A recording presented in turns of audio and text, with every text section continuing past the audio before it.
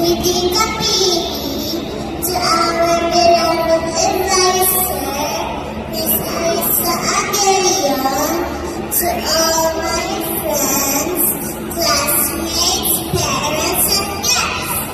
Good morning. Starting our journey at a time when a global pandemic affects the world has not been easy. We are a generation of learning about life through computer screens. Our determined teachers and parents have made every effort to ensure that all of us get the education and experience that we deserve despite the circumstances. In the past year, I have been amazed all of the things I have learned and things I have yet to learn. I know many of you feel the same way.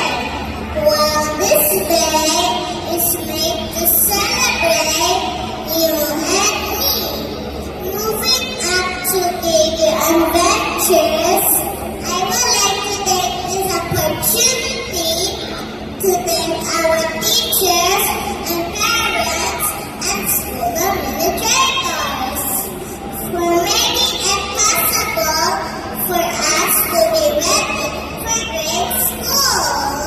You have worked so hard to make us understand the world and be ready to what lies ahead. We would not be here without the love and the spark you have given us. You inspire us to take all this knowledge and skills to be better people, and we hope to make you all proud. To my classmates, I have enjoyed every moment with all of you. You have also been part of my learning journey, and I hope I have been instrumental in yours.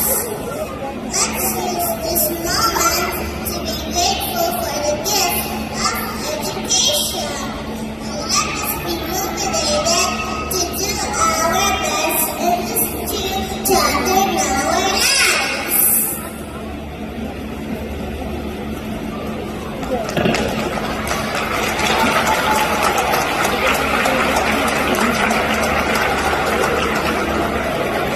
Thank you so much, Janela. Careful.